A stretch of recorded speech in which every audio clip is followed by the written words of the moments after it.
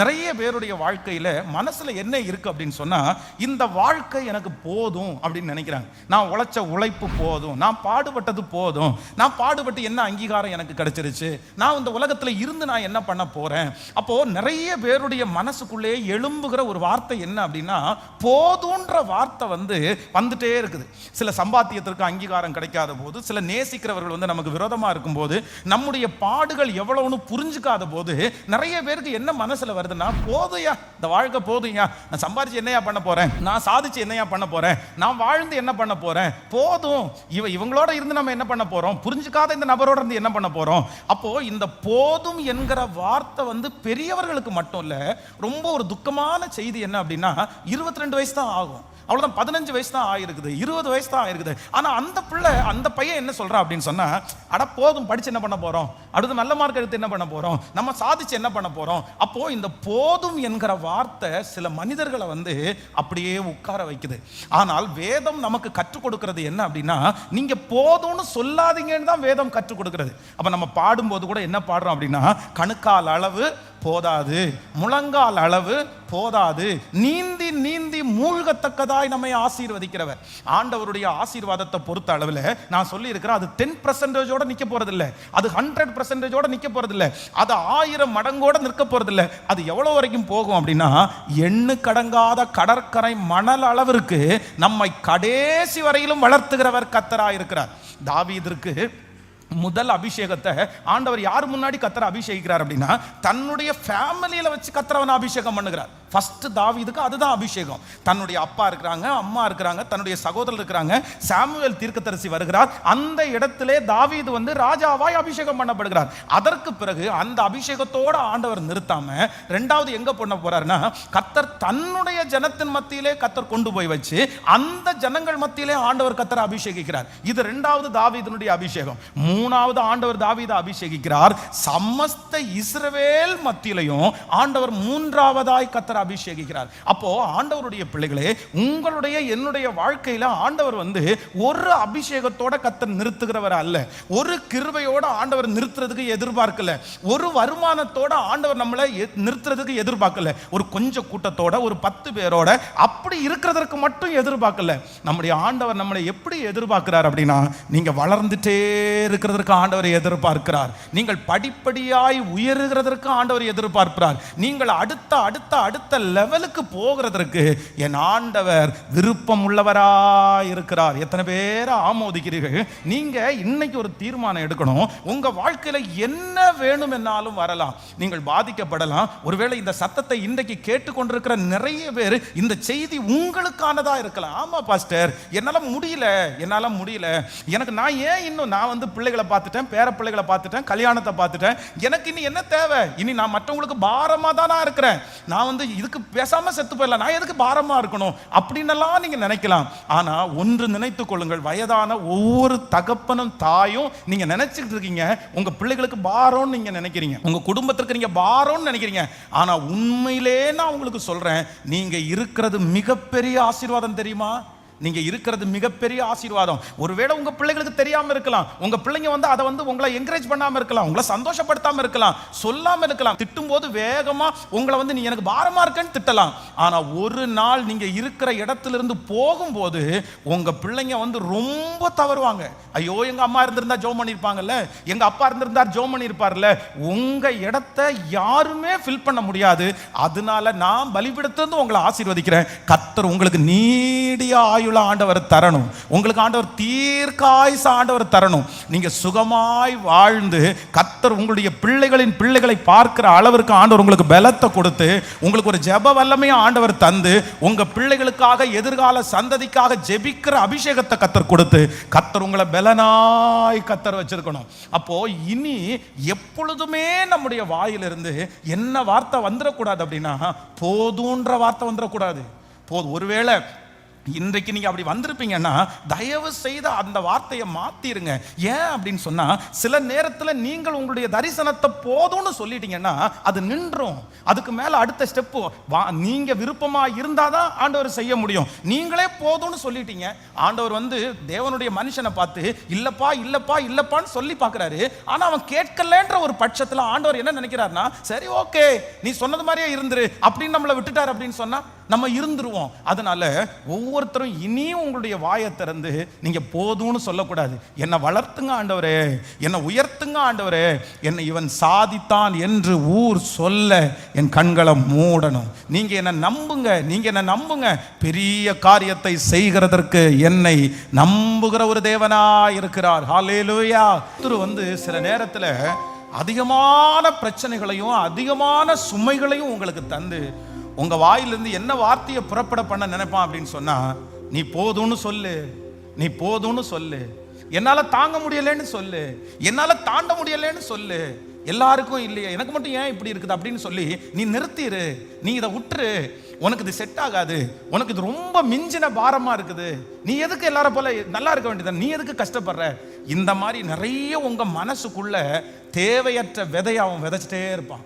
நீங்க போதும்னு சொல்லணும், உங்க மனசார நீங்க வெறுத்து போகணும்னு நினைப்பான். இவங்களுக்கு செஞ்சது போதுண்டா, இவங்களுக்கு சமைச்சு கொட்டுனது போதுண்டா, இவங்களை பாதுகாத்தது போதுண்டா, இவங்களுக்காக ஜெபம் பண்ணது போதுண்டா, இவங்களுக்காக ராத்திரி பகலா நம்ம எவ்வளவு பாடுபட்டுறோம் போதும் அப்படின்றத சில நேரத்தில் உங்களை சுற்றி இருக்கிறவர்களை கொண்டே உங்களுக்கு அந்த வெறுப்பை உங்களுக்கு கட்டளையிடுவான். ஆனா ஒரு உண்மையான ஆண்டவருடைய பிள்ளை தன்னுடைய வாயிலிருந்து என்ன வார்த்தையை சொல்லக்கூடாது அப்படின்னு சொன்னா, இல்ல நான் அந்த காரியத்தை பெற்றுக்கொள்ளுகிற வரைக்கும் நான் திரும்புவதில்லை. போதுன்ற வார்த்தை என் வாயிலிருந்து வராது.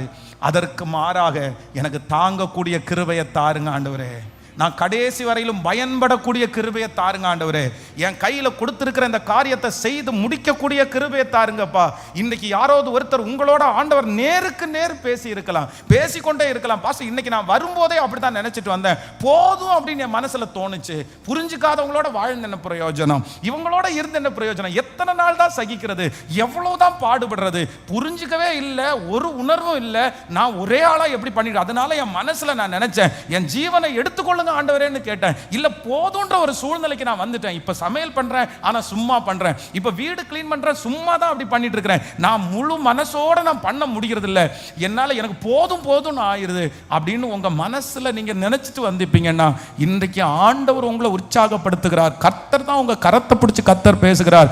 இல்ல போதும்னு வாயை திறந்து சொல்ல வேண்டியதை இல்ல, நீதிமான்களுக்கு வரும் துன்பங்கள் அநேகமா இருக்கும், கர்த்தர் அவைகள் எல்லாவற்றிலும் இருந்தும் அவனை விடுவிப்பார். கர்த்தர் உங்களை போதும்னு அந்த சொல்லுகிறதற்காக அழைக்கவில்லை. கர்த்தர் உங்களை கொண்டு பெரிய காரியத்தை செய்ய போகிறார். உங்க மேல ஆண்டவர் வைத்திருக்கிற அனாயிண்டிங் ரொம்ப பெருசு, உங்க மேல ஆண்டவர் வச்சிருக்கிற திட்டம் ரொம்ப பெருசு. எத்தனை பேர் புரிஞ்சுக்காவிட்டாலும் கர்த்தர் சொல்லுகிறார், அவர்களையும் அரசாட்சி செய்ய கைக்குள்ள அடக்கி வைக்கக்கூடிய கிருபை. நல்ல கரங்களை தட்டி முழு பலத்தோடு எஸ் எஸ் எஸ் எல்லாரும் அந்த மகிமை உங்கள் மேல இனி சொல்ல மாட்டேன்னு சொல்லுங்க. ஏசப்பா இனி வேதனையினுடைய முடிவில் நான் அந்த மாதிரி வார்த்தையை நான் யூஸ் பண்றது இல்லப்பா, இல்லப்பா இல்லப்பா. ரொம்ப கவனமா இருக்கணும். வேதத்துல யோனா தீர்க்கதரிசியை குறித்து வேதம் சொல்லுது, ஆண்டவர் எவ்வளவு பெரிய பவர்ஃபுல்லான பிரீச்சர் தெரியுமா. நான் என்ன நினைக்கிறேன் அப்படின்னு சொன்னா, நம்ம புதிய ஏற்பாட்டில் இருக்கிற பேதுருவை விட பவர்ஃபுல்லான பிரீச்சர். பேதுருக்கு ஒரு பிரசங்கத்துல 5000 பேர், ஒரு பிரசங்கத்துல 3000 பேர். ஆனா இந்த மனுஷன் போய் நின்று ஒரு வாரத்துல பிரசங்கம் பண்றான், முழு பட்டணத்தை கூட சந்திக்கல. ஆனா இவனுடைய பிரசங்கத்துல எத்தனை பேர் மனம் திரும்பினாங்க தெரியுமா? முழு உலகமே மனம் திரும்பிச்சு, முழு டிஸ்ட்ரிக்ட் அந்த தேசமே மனம் திரும்பிருச்சு. அதுவும் தேசத்துல இருக்கிற ஒரு கூட்டம் இல்ல, ராஜா முதற்கொண்டு சின்ன பிள்ளைங்க அங்க இருக்கிற ஆடு மாடுகள் முதற்கொண்டு உபவாசம் ஆரம்பிச்சாங்களாமா. அந்த அளவிற்கு பவர்ஃபுல்லான பிரசங்கி. அவ்வளவு ஊழியத்தை கொடுத்துட்டு அந்த வெறுப்பினால சொல்றாரு, போதும் போதும், நான் என்ன பெருசா பிரசங்கம் பண்ண உடனே ரசிக்கப்பட்டவன எனக்கு என்ன வந்துச்சு, அந்த ஆமணக்கு செடி வளர்ந்து அவனுக்கு நிழல் கொடுக்குது, அந்த ஆமணக்கு செடியை ஒரு பூச்சி அரிச்சு போடுது, உடனே பயங்கரமான கோவம் வந்து எனக்கெல்லாம் தேவையில்லை, நான் அப்பவே சொன்னேன் இல்லை அப்படின்னு சொல்லி ரொம்ப எரிச்சலா இருக்கிறான். உடனே ஆண்டவர் அவனை பார்த்து கேட்கிறாரு, நீ எரிச்சலா இருக்கிறது நல்லதோ நல்லதோ? உடனே அவன் திருப்பி என்ன சொல்றான், அப்படி ஆண்டவரே நம்ம மன்னிச்சிருங்கன்னு சொல்றதை விட்டுட்டு, நான் மரண பரியந்தம் எரிச்சலா இருக்கிறது நல்லது அப்படின்னா, நான்லாம் இறங்க மாட்டேன், நான்லாம் இது பண்ண போதும், நான்லாம் வெறுத்துட்டேன், நான்லாம் மனசை விட்டுட்டேன். நிறைய பேர் அப்படி தான் சொல்லுவாங்க, நான்லாம் மனசை விட்டுட்டேன், நான்லாம் வெறுத்துட்டேன், இனியெல்லாம் யார் வந்து எனக்கு மன்னிப்பு கேட்டாலும் எனக்கு கவலை இல்லை, என்னெல்லாம் மன்னிக்க முடியாதுன்ற ஒரு சூழ்நிலைக்கு நான் வந்துட்டேன், இனியெல்லாம் மறக்க மாட்டேன்னு ஒரு சூழ்நிலைக்கு வந்துட்டேன். நீங்கள் என்ன ஒரு நாள் செஞ்ச துரோகமா, 2 வருஷம் செஞ்ச துரோகமா, ஏறக்குறைய 20 வருஷமா உங்கள்கிட்ட அவ்வளோ பெரிய பாடுபட்டுட்டு இவ்வளவு கஷ்டப்பட்டிருக்கேன், அதனால என் மனசில் நான் எழுதிட்டேன், இனி என்ன பண்ணினாலும் நான் என்ன பண்ண மாட்டேன், மாற மாட்டேன். உங்கள் பேரை வச்சு பழைய ஆளை மறந்துருங்க, பழைய ஆளை இனி நினச்சி பார்க்காதீங்க. நான் பழையது மாதிரி மாறுவேன்னெல்லாம் கனவுல கூட காணாதீங்க. இனி அந்த பென்ஸ் செத்து போயிட்டான் அப்படின்னு நான் இல்லை, நீங்கள் சொல்லுவீங்க, ஆமாம் அந்த நபர் செத்து போயிட்டான், அந்த நபர் செத்து போயிட்டான் அப்படின்னெல்லாம் நம்ம நிறைய டயலாக் பேசுவோம். ஆனால் வேதம் என்ன சொல்லுது அப்படின்னு சொன்னால், இல்லை இல்லை இல்லை, கணுக்கால் அளவல்ல, முழங்கால் அளவல்ல, நான் எப்போவுமே என் வாயை திறந்து எதை சொல்ல மாட்டேன்னா, என்னை எவ்வளோ வேணாலும் நம்புங்க ஆண்டவரே, என்னை எவ்வளோ வேணாலும் உருவாக்குங்க ஆண்டவரே, எனக்கு எவ்வளோ வேணாலும் தாங்க ஆண்டவரே, நீங்கள் கொடுத்ததை கடைசி வரையிலும் நிறைவேற்றுவதற்குரிய பலன் கர்த்தர் தருகிறவர். யாராவது ஒருத்தர் இந்த சத்தத்தை கேட்குறவங்க, உங்களுடைய வாழ்க்கையில் இருக்கிற கடினமான பாதை நிமித்தம் எனக்கு போதும், என்னால் முடியல ஏசப்பா அப்படின்னு சொல்லி எனக்கு வேணா விட்டுருங்க ஆண்டவரே, எனக்கு இதுக்கு மேலே தாங்க முடியல ஆண்டவரே அப்படின்னு யாராவது சொல்லியிருப்பீர்களே, ஆனால் இப்போ உங்கள் கையை உயர்த்தி ஏசப்பாட்ட சொல்லுங்க, எனக்கு தாங்கக்கூடிய பலத்தை தாங்க, எனக்கு தாண்டக்கூடிய பலத்தை தாங்க, எனக்கு இதில் சகிக்கக்கூடிய பலனை தாங்க, இந்த சூழ்நிலையில் எனக்கு நீங்கள் உதவி செய்யுங்க. கைகளை உயர்த்தி அப்படியே சொல்லுங்க. ஆண்டவர் இந்த நேரத்தில் ஒரு புது பலன் ஆண்டவர் தர்றாரு. யாரோ ஒருத்தரோட ஆண்டவர் நேருக்கு நேர் கர்த்தர் பேசிட்டு இருக்கிறாரு. இது வேற யாருக்கான வார்த்தையும் அல்ல. இதை நீங்க ஸ்கிப் பண்ணிட்டு இந்த வார்த்தையை போக முடியாது. இது கர்த்தர் உங்களுக்கு பேசுகிற வார்த்தை. வாலிப தம்பி உனக்கு பேசுகிற வார்த்தை, தங்கச்சி உனக்கு பேசுகிற வார்த்தை, அம்மா அப்பா உங்களுக்கு கர்த்தர் பேசுகிற வார்த்தை. கைகளை உயர்த்தி சொல்லுங்க, ஆண்டவரே இனி அந்த வார்த்தையை நான் சொல்லுகிறது இல்லை, அதற்கு மாறாக என்னை நீங்க எழுப்புவீங்க, என் தலையை நீங்க நிமிர பண்ணுவீங்க, என்ன ஆசீர்வதிப்பீங்க, என்ன பலப்படுத்துவீங்க, இந்த சூழ்நிலையை மாற்றுவீங்க. ஒரு நாள் நான் எழும்பி நிற்பேன். ஒரு நாள் என் பிள்ளையினுடைய மாற்றத்தை நான் பார்ப்பேன், என் குடும்பத்தினுடைய மாற்றத்தை பார்ப்பேன். அந்நிய கண்கள் அல்ல, என் கண்கள் என் பிள்ளையினுடைய மாற்றத்தை பார்க்கும். சொல்லுங்க, சொல்ல சொல்ல சொல்ல அப்பா thank you Jesus, thank you Jesus. ஒரு பிரசங்கம் பண்ணும்போதே ஒரு புது பலன் உம்முடைய பிள்ளைகளை வந்து நிரப்புவதாக, ஒரு புது மகிமை நிரப்புவதாக. அத்தனை சவால்கள் மத்தியில், அத்தனை பொறாமைகள் மத்தியில், அத்தனை எரிச்சல்கள் மத்தியில் என் பிள்ளையோடு கூட நீர் இருக்கிறதை நீர் நிரூபிக்கிறதற்காக ஸ்தோத்திரம். ஹalleluya, hallelujah, ஆமென். என்னை வளர்த்துகிறவரும் என்னை அடுத்த லெவலுக்கு கொண்டு போகிற தேவனுமாய் இருக்கிறார். நான் இந்த வசனத்தை தியானிக்கும் போது 1 ராஜாக்கள் 19ஆம் அதிகாரம் 4வது வசனம், அவன் வனாந்தரத்தில் ஒரு நாள் பிரயாணம் போய் ஒரு சூரை செடியின் கீழ் உட்கார்ந்து தான் சாக வேண்டும் என்று கோரி, போதும் கர்த்தாவே என் ஆத்துமாவை எடுத்துக்கொள்ளும், நான் என் பிதாக்களை பார்க்கலும் நல்லவன் அல்ல என்று சொல்லி ஒரு சூரை செடியின் கீழ் படுத்துக்கொண்டு நித்திரை பண்ணினான். அப்பொழுது ஒரு தூதன் அவனை தட்டி எழுப்பி, எழுந்திருந்து போஜனம் பண்ணு என்றான். அவன் விழித்து பார்க்கிற போது இதோ தழலில் சுடப்பட்ட அடையும் ஒரு பாத்திரத்தில் அவன் தலைமாட்டில் இருந்தது. அப்பொழுது அவன் புசித்து குடித்து திரும்ப படுத்து கொண்டான். கர்த்தருடைய தூதன் திரும்ப 2ஆம் தரம் வந்து அவனை தட்டி எழுப்பி, எழுந்திருந்து போஜனம் பண்ணு, நீ பண்ண வேண்டிய பிரயாணம் வெகு தூரம் என்றான். கர்த்தருடைய பிள்ளைகளே, போதும் அப்படின்னு சொல்லுகிற ஒரு நபர் யார் அப்படின்னா, இவர் சாதாரணமான ஆள் கிடையாது. இவர் யாருன்னா மிகப்பெரிய தீர்க்கதரிசி. அவர் தான் இவருடைய வாயிலிருந்து குழந்தை பாக்கியம் கிடைக்கும்னு சொன்னா அவங்களுக்கு குழந்தை கிடைக்கும். உங்க வார்த்தைக்கு கீழ்ப்படிஞ்சா எப்பேற்பட்ட கடினமான சூழ்நிலையில உங்களுடைய சொத்து பாதுகாக்கப்படும். இவர் போய் நீ போய் முங்கி எந்திரிச்சு வான்னு சொன்னா அவங்களுடைய வியாதி சரியாகும். இவர் என்ன வாயில சொல்லுகிறாரோ அது அப்படி நடக்கும். இவர் யார் மேலேயாவது விழுந்தா கூட அவருக்கு வெற்றி கிடைக்கும். அப்படிப்பட்ட ஒரு பவர்ஃபுல்லான ஒரு பர்சன் யாருன்னா இந்த எலியா தீர்க்கதரிசி. இந்த தீர்க்கதரிசி இதுக்கு முன்னாடி பாத்தீங்கன்னா பாகாலின் தீர்க்கதரிசிகள் எல்லாரும் அவங்க தான் பெரிய ஆள் அப்படின்னு நினைச்சிட்டு அந்த பலிபீடத்துல வந்து நின்று அவங்க கத்திட்டு கிடக்கும் போது அவங்கள பார்த்து கிண்டல் பண்ண ஒரு தேவ மனுஷன். அப்போ சாதாரணமாய் அவங்க கொடுத்த போட்டி என்ன அப்படின்னா, ஒரு விறகு கட்டை அடிக்கப்பட்டிருக்கும், அந்த விறகு கட்டைக்கு மேல ஆட்டையோ மாட்டையோ துண்டா கட் பண்ணி வச்சிருப்பாங்க. வானத்திலிருந்து அக்கினி இறங்கி அதை பச்சித்து போடணும். அதுதான் டாஸ்க்.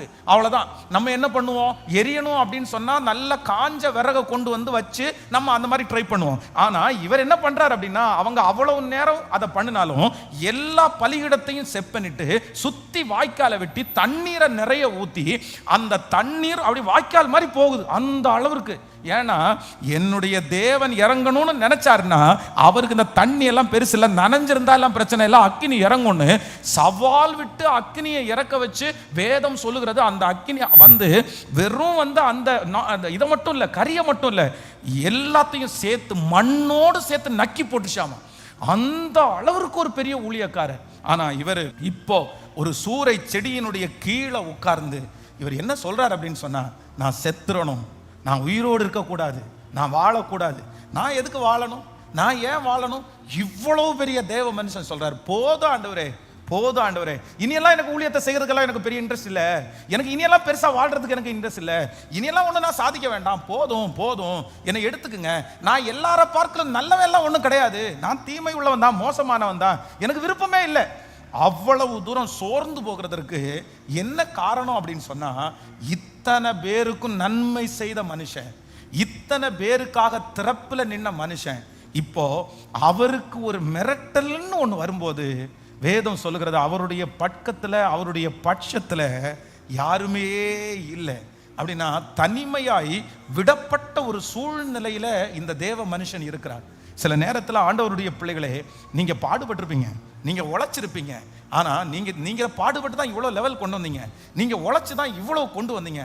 ஆனா சில நேரத்தில் உங்களுக்கு அங்கீகாரம் கிடைக்காத போது, சில நேரத்தில் வந்து உங்களுடைய வாழ்க்கையில வந்து சிலர் உங்களுடைய பிரச்சனையான நேரத்தில் உங்க கூட இல்லாத போது, என்ன புரிஞ்சுக்கலையே, என்ன புரிஞ்சுக்கலையே, என் பிள்ளை என்ன புரிஞ்சுக்கல, என் கணவனார் என்ன புரிஞ்சுக்கல, என் மேனேஜர் என்ன புரிஞ்சுக்கல, யாருமே என் பட்சத்தில் இல்லைல்ல, யாருமே என்ன புரிஞ்சுக்கல, இல்லை போதும், இல்லை போதும், அவ்வளோதான், இந்த ஜனங்களுக்கு செஞ்சு நான் என்னத்தை பார்த்தேன், இந்த ஜனங்களுக்காக திறப்பில் நின்று நான் என்னத்தை கண்டேன், எல்லாருமே மறந்துட்டாங்கல்ல, எல்லாருமே விட்டுட்டாங்கல்ல.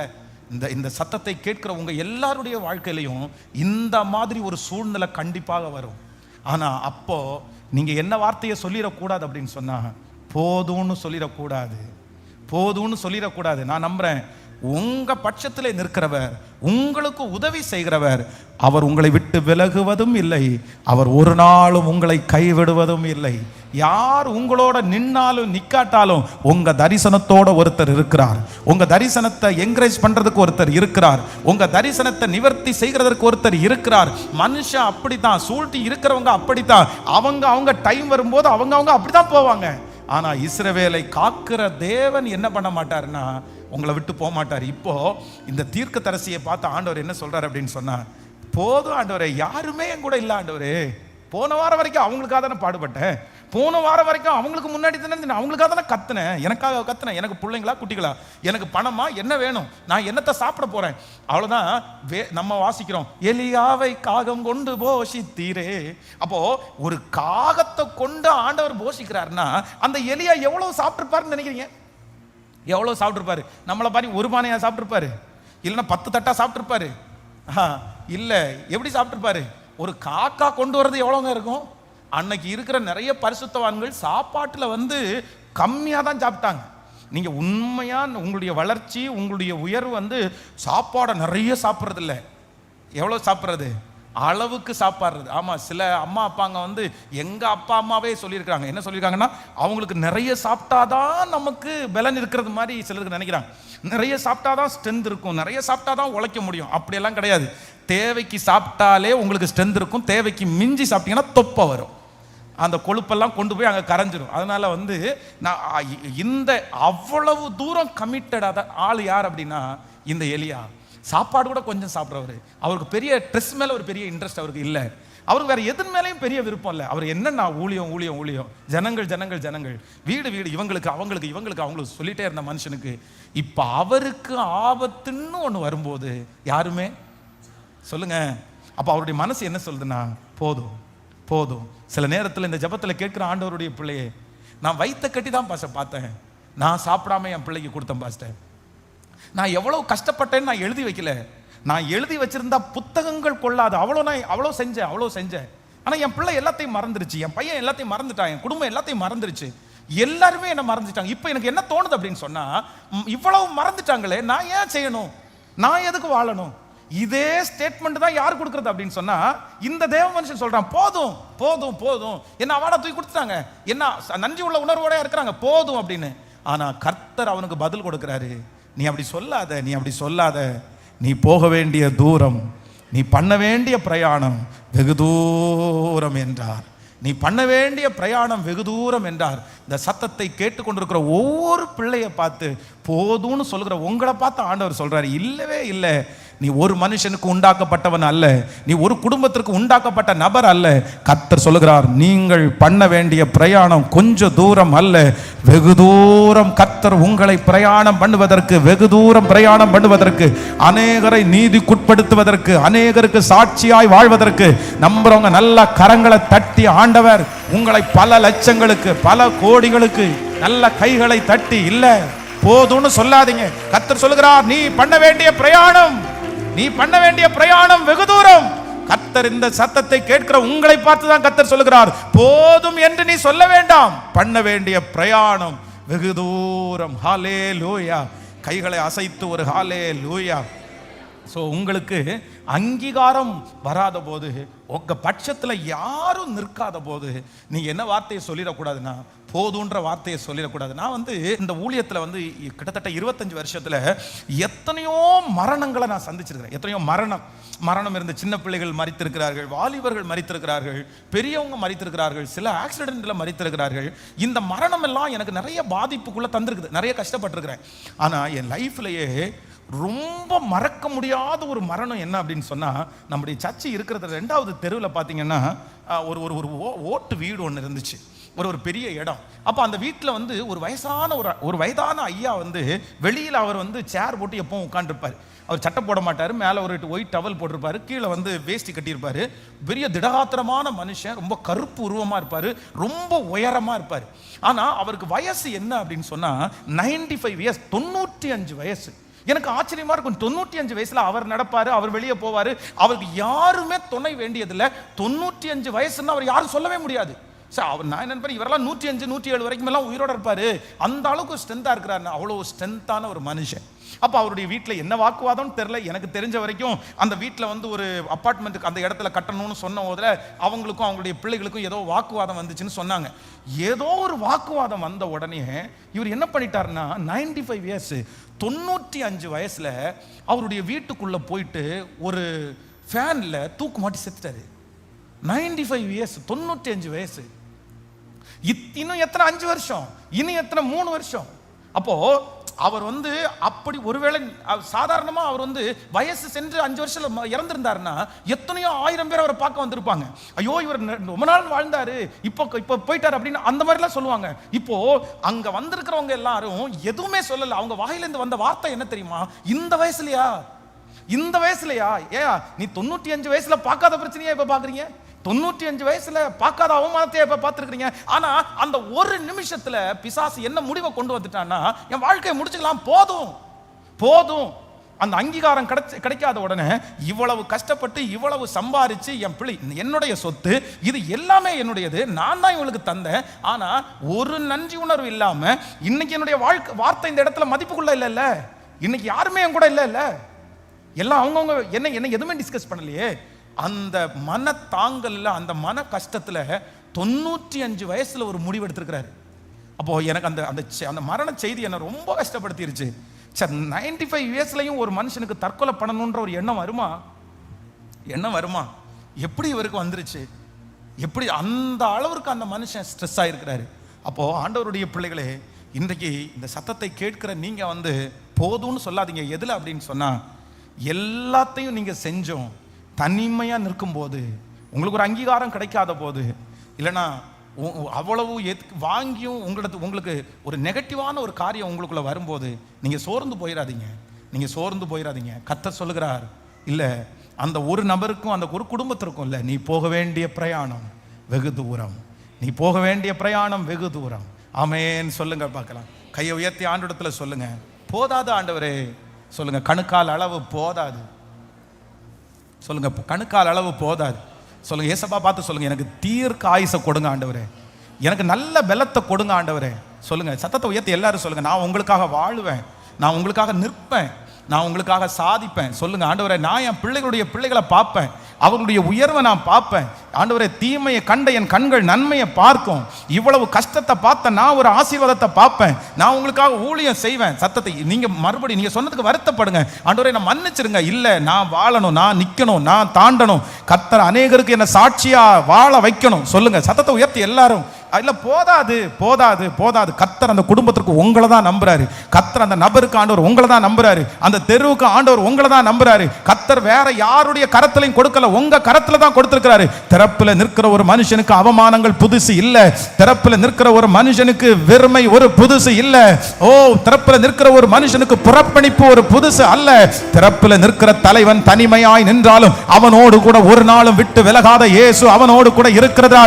நல்ல கரங்களை தட்டி, இல்ல கர்த்தர் உங்ககிட்ட தான் பேசுறாரு. மகனே உங்ககிட்ட தான் பேசுறாரு. வாலிப தங்கச்சி உங்ககிட்ட தான் பேசுறாரு.